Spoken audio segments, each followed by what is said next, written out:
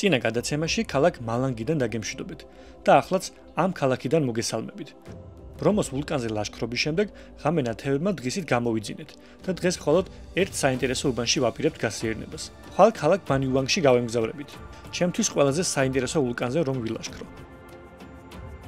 ქალაქი მალანგი არ გამოირჩევა ღირსშესანიშნაობების სიმრავლით. უმეტესწილად აქ ბრომოს ვულკანის გამო ჩამოდიან, მაგრამ ერთი ადგილის ნახვა ძალიან მაინტერესებს. ჩვენს გეზი იქით ავიდეთ.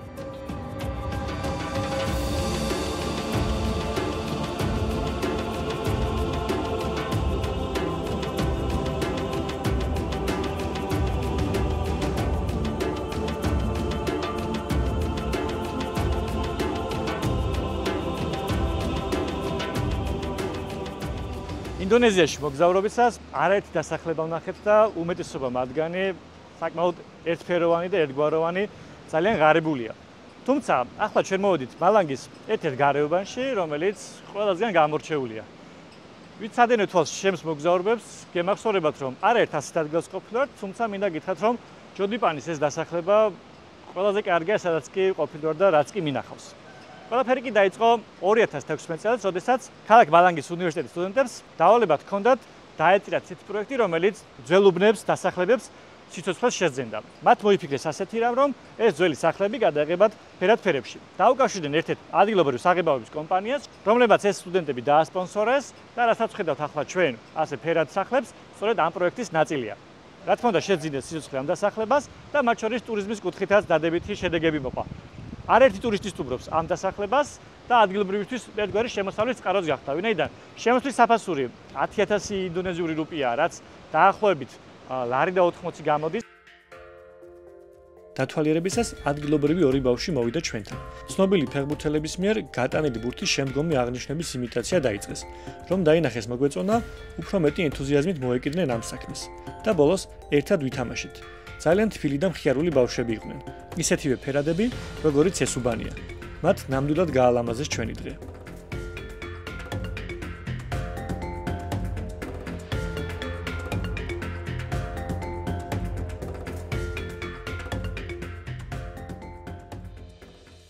იმდენად ლამაზი ქუჩებია და კარგი გარემო, ალბათ ასეთ ქუჩებში სეირნობა არასდროს არ მომბეზდება, იმის მიუხედავად რომ ახლა საკმაოდ ცხელა. რაც თავარია ძალიან მეგობრული გარემოა. თან ასაკს არ აქვს მნიშვნელობა, ეს ბავშვი იქნება თუ მოხუცებული ადამიანი, ყველა გვესალმება, გვიღიმის და რა თქმა უნდა ეს ყველაფერი დადებითი ემოციებით გმუხტავს. გზადაგზა ხვდებით სხვადასხვა კაფეებს, დასასტომ ადგილებს, სადაც შეგიძლიათ ჩამოსდეთ, რამე მიირთვათ და დატყვეთ ამ ხედებით.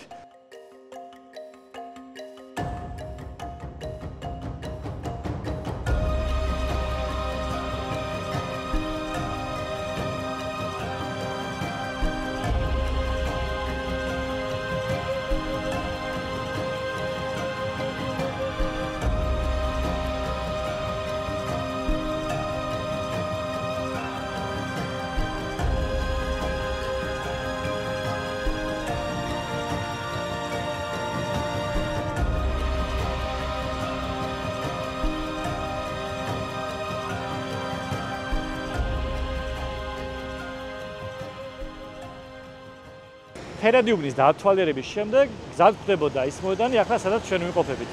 ის ერთგვარად ქალაქის ღირსშესანიშნაობად ითვლება. ასეთი მოედნები ძალიან მომწონს, ვინაიდან გარშემო არის ლამაზი ყვავილები, ვეებერთე ლახეები, რომელთა შორის მოთავსებულია ძალიან ლამაზი შენობები. ქალაქი საკმაოდ გამწვანებულია, რაც ტემპერატურაზე საისახება, ვინაიდან სეირნობისას არ იგრძნობა სიცხე, პირიქით საკმაოდ გრილა და სასიამოვნო სიოქის.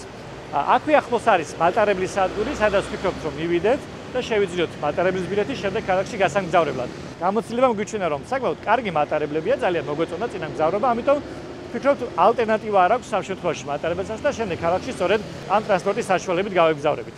სადგურამდე სულ რაღაც 400 მეტრია, ამიტომ იქაც ფეხით მივართ.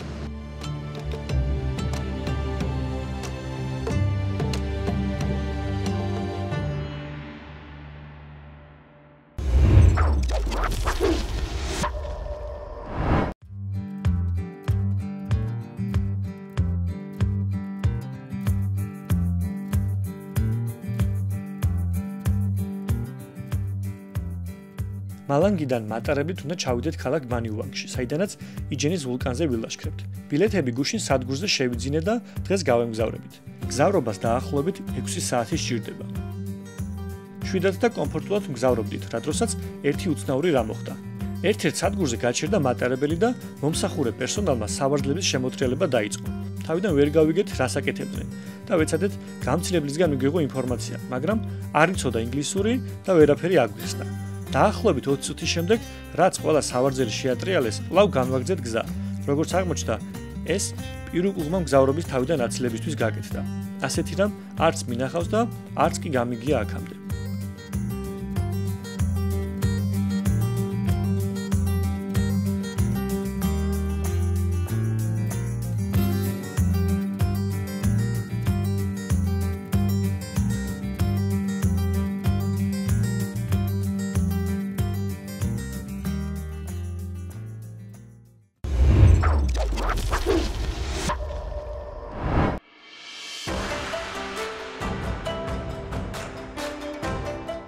ჩამოვედით ბანიუანგში და სასტუმროში დავბინავდით. ვულკანის ტური ღამითაა დაგეგმილი. დიდი ინტერესით და მოუთმენლობით ველოდები ამ ტურს. რაღაც განსაკუთრებული სანახაობის მოლოდინი მაქვს.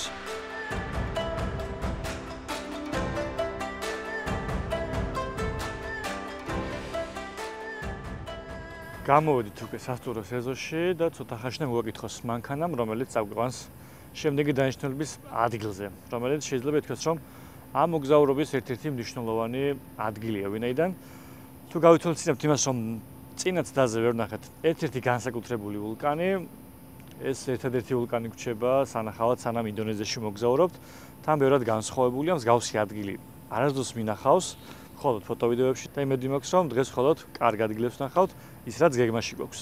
ერთ-ერთი საერთაშორისო ვებსაიტის მეშვეობით დავჯავშნი ეს ტური, გადავიხადე ერთ ბილეთში 100 ლარი და მთაში შედის სასტუმროში მოსვლა და წაყვანა. დაახლოებით 2 საათი ვიმგზავრეთ პირველ დანიშნულების ადგილამდე, სადაც უკვე ადგილზე გაგვაცნობენ. თუ როგორ დამოვიქცეთ შემდეგი ადგილის სანახავად, რომლის ფაში შედის სასტუმროდან წაყვანა და მოყვანა, ტრანსპორტირება, ინგლისურენოვანი გიდი, მოკლედ ჩვენ მზად ვართ, ველოდებით ჩვენს ძღოლს და იმედი მაქვს უკვე კარგი ადგილიდან მოგესალმებით. მალევე მოვიდა ჩვენი გიდი მიკროავტობუსით. ჩავსხედით და გავემართეთ იჯენისკენ.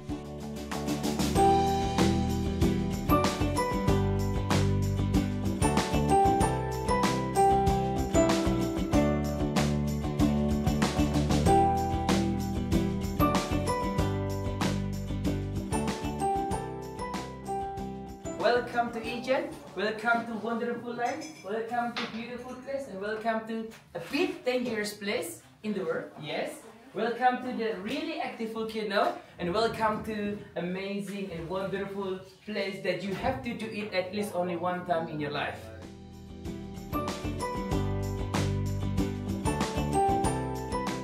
ჩვენმა გიდმა კიმკიმა დეტალურად აგვიხსნა დღევანდელი ლაშქრობის გეგმა, რომელსაც უნდა მივსდიოთ.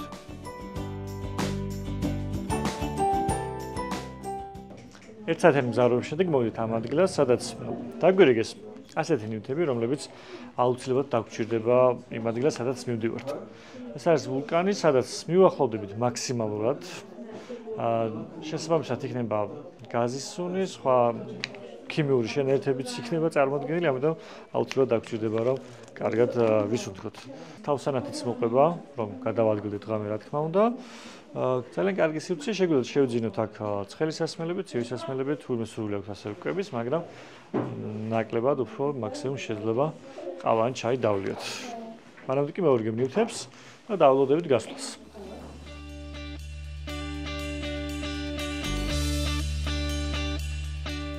ჯგუფის თითოეულმა წევრმა ავიღეთ ჩვენი ნივთები და გავემართეთ შესასვლელისკენ, საიდანაც ჩვენი დღევანდელი ლაშქრობა დაიწყება.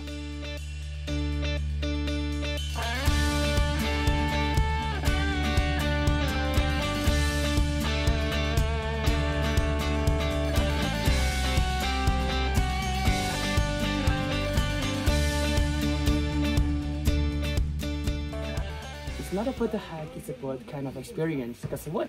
When we go down to the crater, you will see like another planet, another Jupiter, or another moon. Get your smiling, guys. So right now, make a 2 line, please, like 1, 2, 1, 2, 2, and back. This. So 2, 2, 2, couple. ლაშქრობის საწყისი სიმაღლე ზღვის დონიდან 1800 მეტრია. გის პირველი რთული მონაკვეთი 3 კილომეტრი ნახევარია. სიმაღლეში 500 მეტრი უნდა დავფაროთ და შესაბამისად 2300 მეტრის სიმაღლეზე ავიდეთ. რის შემდეგაც უკვე დაბლა, ვულკანისკენ დავიწყებთ ჩასვლას. ბილიკი არაა მარტივი, დროდადრო საკმაოდ ციცაბო აღმართებზე გვიწევს სიარული. გზად ხვდებით დასასვენებელ ადგილებს, სადაც სურვილი შემთხვევაში სასმელის ან დასახემსებლის ყიდვაა შესაძლებელი.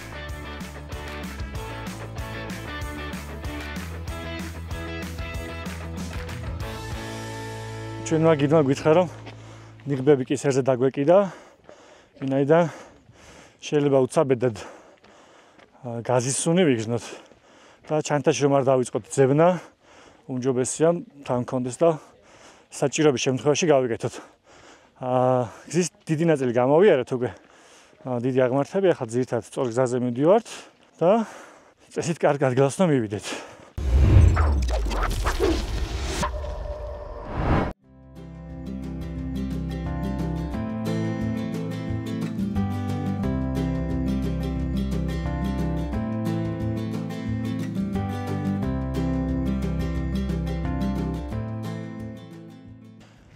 ახლა ვიწყებთ ჩასვლას კრატერთან.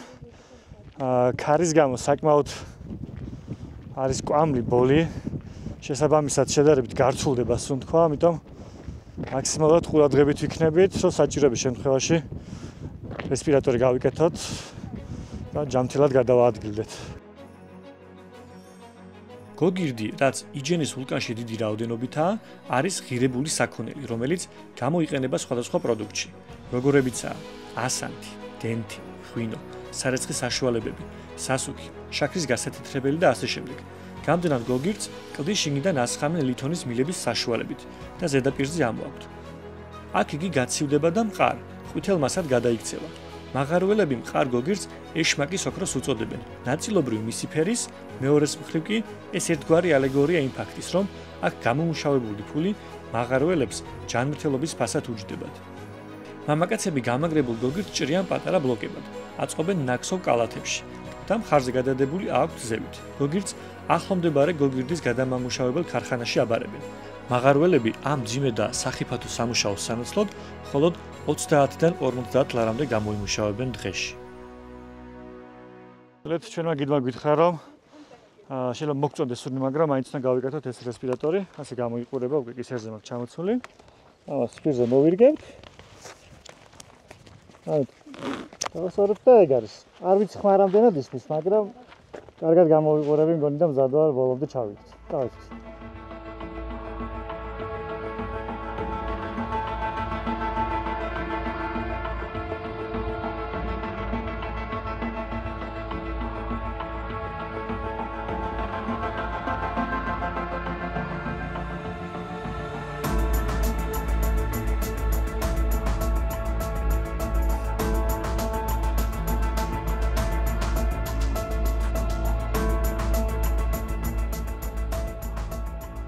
უახლოვდებით მთავარ ადგილს, სადაც ლურჯი ცეცხლი უნდა ვნახოთ. თავსანათების გამო მხოლოდ თეთრი გამონაბოლ ქუჩას, ამიტომ ახლოს მიუახლოვდებით. გავთიშავთ სანათებს და ვეცდებით მის დანახვას.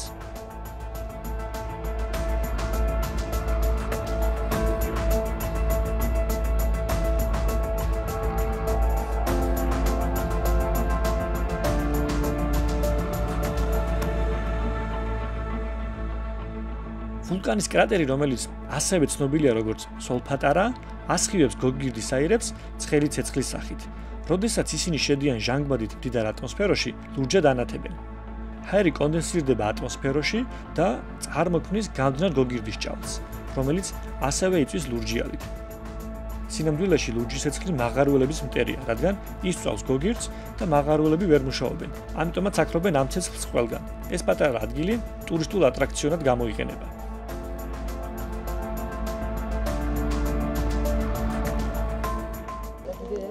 ძალიან გაჭირდა აქ, არ ვიცი ხა ჩემი ხმა რამდენად ისმის რესპირატორიდან, მაგრამ საკმაოდ მძიმე აურა და მაქსიმალურად ფრთხილად ვართ.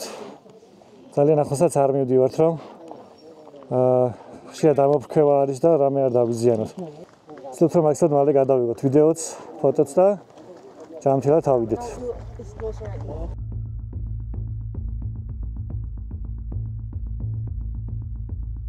ასეთი ლურჯი ცეცხლი კიდევ ორ ქვეყანაშია, ისლანდიაში და ეთიოპიაში. ისლანდიის მთავრობა კრძალავს მასთან მიახლოებას, ხოლო ეთიოპიაში მისი ხილვა დანაკილის უდაბნოშია შესაძლებელი.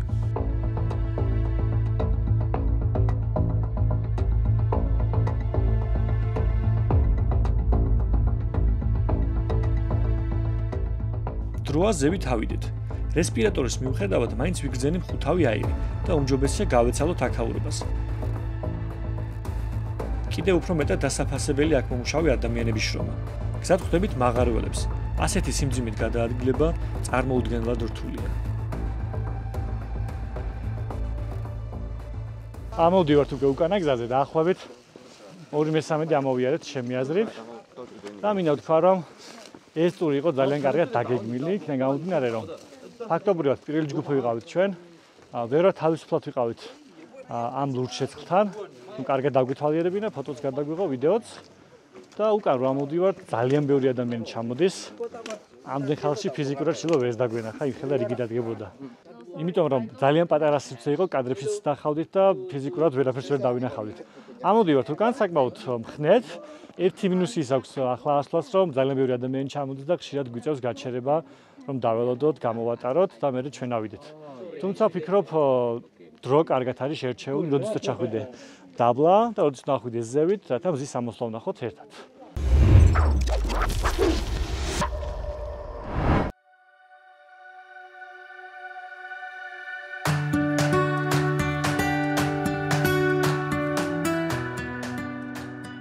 ასვლის შემდეგ სწორ რელიეფზე გადავაადგილდებით. ჩვენი გიდი გვიხსნის, რომ ვულკანის ყელის ნაპირას, ბილიქთან ახლოს არის რამდენიმე ხე, სადაც საოცარი სილამაზის ფოტოები გამოდის. თუმცა საშიშია ჩავარდნის ალბათობის გამო. ხშირად ყოფილა მსხვერპლი. შთამბეჭდავი ფოტოს გადაღებას შეწირულა არაერთი ადამიანი. ასეთ ხეებს მსხვერპლ შეწირვის ხეებს უწოდებენ. ყველას გვაფრთხილებს, რომ სიფრთხილე გამოვიჩინოთ და მოვერიდოთ ამ ხეებს.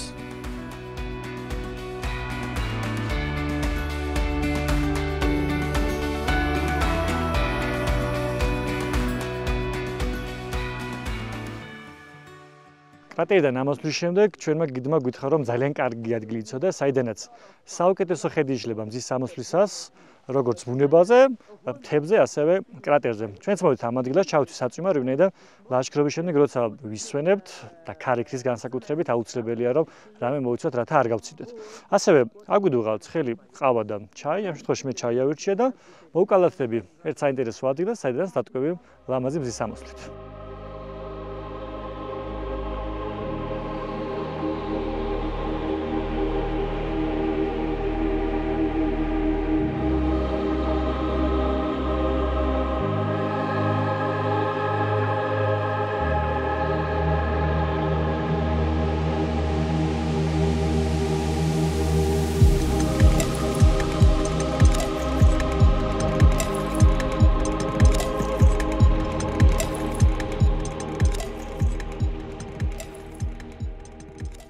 გარდა უშუალოდ ლურჯი ცეცხლისა და შთამბეჭდავი ხედებისა, ზემოდან იშლება ხედი ვულკანში მდებარე ულამაზეს ტბაზე.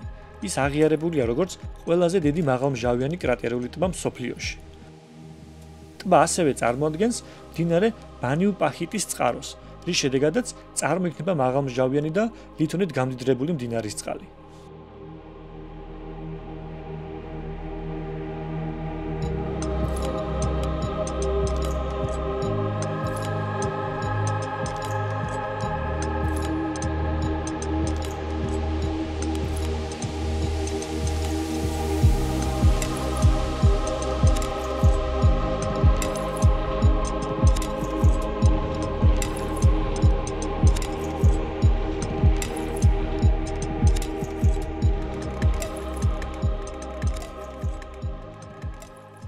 მზის სამოსლა ისეთი არ იყო, როგორცაც ველოდი, გულისხმობ გადაწითლებულ ცას. გარშემო მთებზე იმდენი ნისლი და ღრუბელია, ალბათ დამეთანხმებით, რომ ესე ძალიან ლამაზია.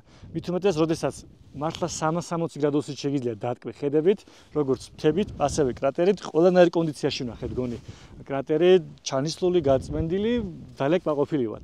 კიდევ ერთხელ აღნიშნავ იმას, რომ ძალიან გაგვიმართლა დროში, ვინაიდან ჩვენ როცა ვიყავით მოვახერხეთ და ვნახეთ ეს ლურჯი ცეცხლი, როგორც ჩვენ მაგიდმა გითხრა, როდესაც უკვე სხვა ხალხი ჩადიოდა, მათი დიდი რაოდენობიდან გამომდინარე ის ადამიანები, ვინც მუშაობენ ამ საბადოებზე, სპეციალ დასხავენ სითხეს, რის გამოც ეს ლურჯი ცეცხლი ქრება და ის ხალხი სამწუხაროდ ვინც ჩვენს მერე ჩავიდა, ეს ლურჯი ცეცხლი ვერ ნახეს.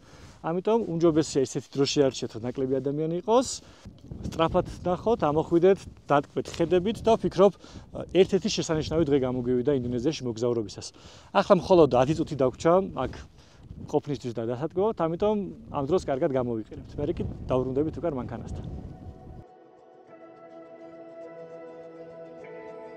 სოფლიოში ყველაზე მეტი აქტიური ვულკანი სწორედ ინდონეზიაშია.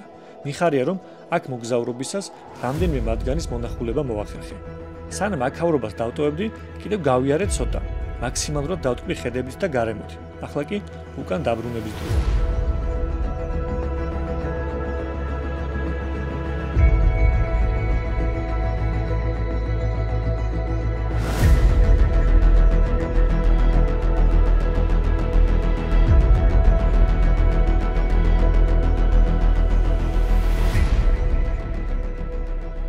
ჩამოვედით იმ ადგილას, საიდანაც ჩასვლა დავიწყეთ კრატერზე და კიდევ უფრო მეტად გამოჩნდა რა ადგილები ჩავიარეთ, რა ვნახეთ. ძალიან მაგარია. ასეთ კარგ ტურს ნამდვილად არ ველოდი. ასევე აღსანიშნია ის, რომ ასეთ ჯგუფურ ტურებში ძირითადად ძალიან გაჩქარებენ, რომ წავედით, დროზე ქენით, ფოტო, ვიდეო, არ გაცლიან ელემენტარულად დატკბობაც ხოლმე. ძალიან ცოტა დროს გაძლებენ, მაგრამ აქ პირიქით მაქსიმალურად მოგვიწოდეს ტკბობისკენ, თუნდაც ვიდეო გადაიღეთ, თუნდაც ფოტო გადაიღეთ. რა თქმა უნდა, რაღაც დროში შეზღუდული ვარ, თუმცა მთლიანობაში ძალიან გვაყოფილი ვარ და ძალიან კარგია.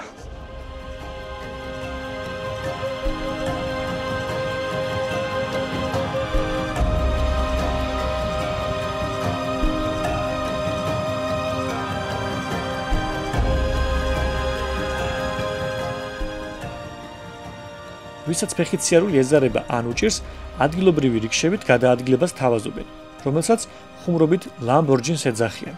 არც თუ ისე ცოტა მსურველი ხავთ. საფასური დაახლოებით 17 ლარია. ძალიან იაფია იმ ჯაფასთან შედარებით, რასაც ეს ადამიანები ეწევიან.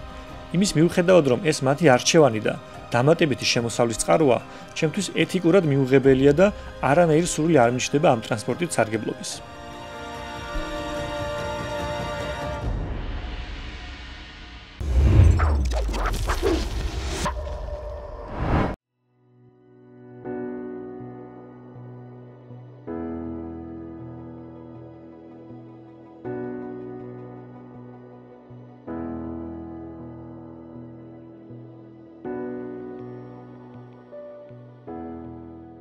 გუშინდელი ღამის თევის შემდეგ დავბრუნდით ილით სასტუმროში, ასე თუ ისე გამოვიძინეთ და გამოვიდით სასტუმროს ტერიტორიაზე.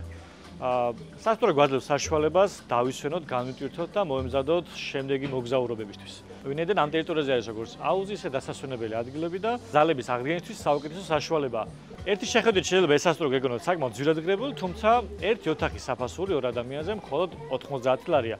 რაც აზიაში მოგზაურობის დადებით ხარებს კიდევ ერთხელ გვიჩვენებს, ვინაიდან სულ რაღაც 90-100 ლარის ფარგლებში საკმაოდ ნორმალურ სასტუმროში დაისვენოთ. ერთი რაც აუცილებლად უნდა აღვნიშნოთ არის ის, რომ გაგვიწების შემდეგ რო ვნახე ჩემი სამოსი, რაც ამ მოგზაურობაში მქონდა, საკმაოდ ტოქსიკური სუნი ქონდა კვლავ და მაშინ გასაერცხად ჩავაბარე სასტუმროში. ამიტომ თქვენს გირჩევთ, თუ იმოგზაურებთ ამ ადგილას, აუცილებლად ყველაფერი გაარეცხოთ, ვინაიდან ჯანმრთელობისთვის ასე აჯობებს.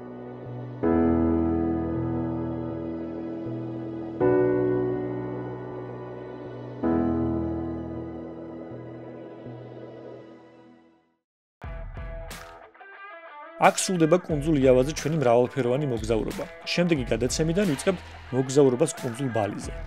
არ გამოტოვოთ.